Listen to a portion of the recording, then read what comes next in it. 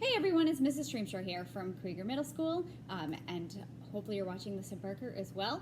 So I want to talk to you about the 4 different kinds of sediments today and water filtration in the 4 kinds of sediments. So if you take a giant rock and you break it apart into smaller pieces, they're going to make different size pieces based on the size that it happens to make. So the smallest or the biggest of those pieces are going to be rocks that you'd go outside and get. After that, we have gravel. So you can see right here that it is like little teeny tiny pebbles. Sometimes it's called pea gravel because it's about the size of a pea. So there you go. That is gravel.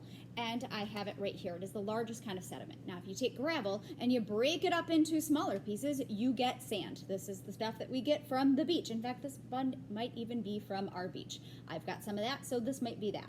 Here is your sand, and it's smaller. You've all experienced sand. Now, if you take sand and you break it down into even smaller pieces, you are going to get silt. Silt is very, very fine, but it's the same color as sand. Now, if we were sitting in class, I would take this silt and I would put it under the microscope. And you would see that under the microscope, it looks just like sand. In fact, if you could do that, you'd go, oh, wait, is this sand or is this silt? Because it looks exactly the same, but it doesn't feel the same. If you touch it, it's very soft, it's very fine, but it does kind of look the same color as sand. So the 4th type of sediment, if you take it and you break it down even farther, is clay. Now you may have played with clay before, whether it's synthetic clay like Play-Doh or like clay like molding clay.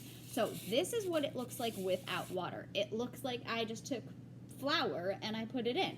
However, if we were to take this and put it under the microscope, you would find out that it looks exactly like sand. So because it's just very, very tiny, fine, powdery substance, this is clay.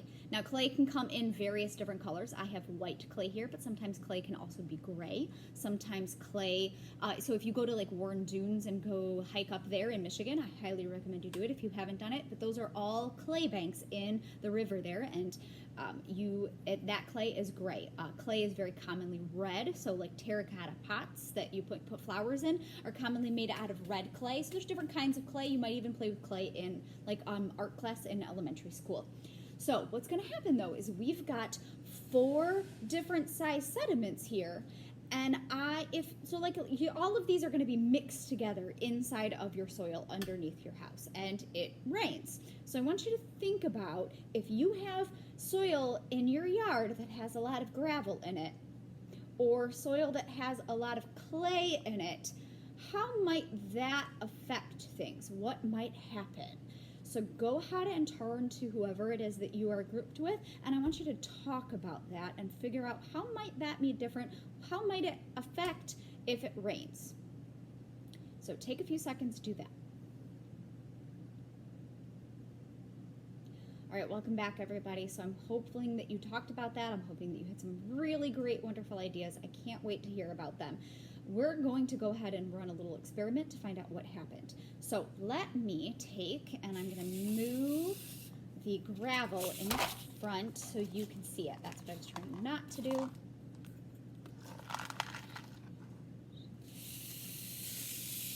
And of course, if we were in class, I would be having you do this, but you're not here. I'm so sorry. I wish you were. I'm trying to position everything in my camera so that you can see the full effect.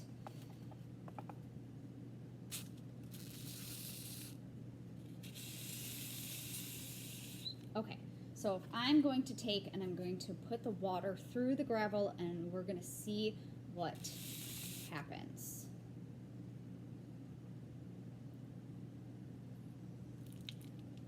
Okay, as you can see, it is full on raining underneath my container. There are a huge ton of holes in between the gravel. There's nice big spaces. That water can clearly and easily flow down. The entire tray is full of water. You can see it reflecting in the tray. It all went down underneath. Okay, sweet. So let's take this and set it to the side because we now know that water flows easily through the cracks in the gravel. So if you have very gravelly soil, you're going to have really good infiltration through the soil. If I take, and infiltration is a word you want to save for later when we do the water cycle as well. If I take water and I pour it into my sand, you've all been to the beach and you've experienced this. It is soaking through faster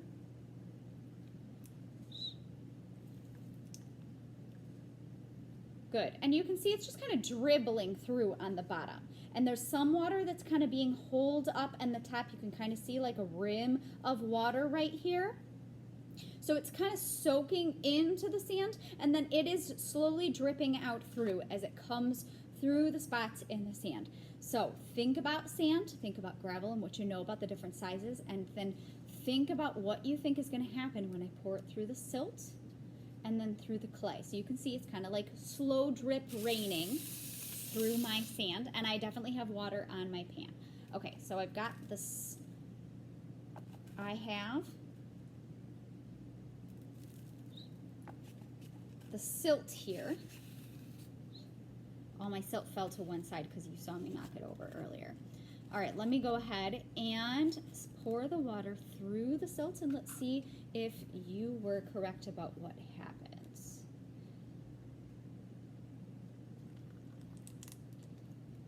All right, so this is a bad container because I have one hole that's way too big. I probably should have used a different container, but that's okay. All right, so you can see that it's not really coming through. It is soaking into the silt. The silt is getting wet. It's kind of moved, but it's kind of sitting on top of the silt as well. Now, it fell through that one hole that I have that's probably punched too big in this container. Didn't realize that. But I have like 7 other holes in the bottom, and my finger is only plugging up one. And you can see the water is still pretty much sitting on top of here.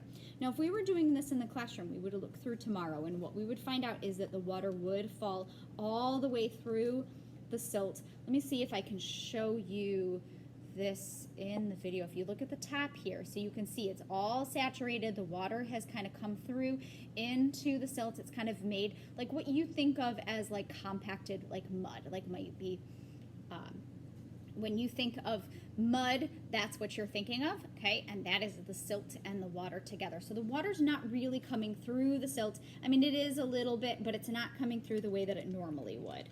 All right, of course, except through the one little hole that I have. Okay, so now on to our clay. So if we look at our clay, if I pour water into the clay, and remember how fine this is, it feels and it looks like flour. In fact, if I gave it to you and I told you it was flour to bake a cake with it, you might actually consider doing it and not realizing that you're actually cooking with rocks, because these are little teeny tiny microscopic rocks. All right, so let's go ahead and pour the water into the clay.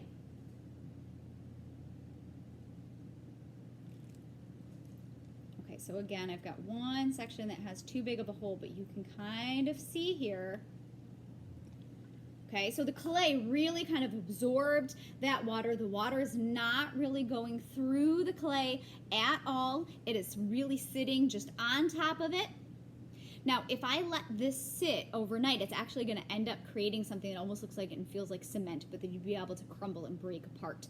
So this here is, and you notice all that water is still sitting up on top of that clay. Let me see if I can pull this forward. So you can see as I rock it back and forth, that water is just sitting on top of that clay. It has not gone anywhere. It is just the clay and then the water. So because the holes in between the clay are too small for the water to actually break through, so the water ends up sitting on top. You can almost see like the layering effect. If you look real closely, you can see the clay on the bottom and then see the water on the top, so you can see the 2 layers. So the clay that's almost dry on the bottom, and then the water just sitting on top. If I was to let that sit, that water would actually just kind of collect there, the clay would sink to the bottom, and I'd end up with like 2 layers, kind of like your Italian salad dressing that kind of separates out. That's exactly what is going to end up looking like here. All right, so I hope that you've learned a lot about the different types of sediments, the sizes of them, and then how they affect the water that filters through. So think about, would you want a ground in your yard to be mostly gravel? Would you want it to be mostly clay? Would you want it to be a mixture of different sizes? How would that affect things in your yard or in a different landscape? How would that affect the ability of plants to be able to grow? Think about what's happening to the water. How is that going to affect the environment? How might erosion be different with the 4 of these? There's lots of different questions that we can pose with these 4 different sediments here. All right, have a great day.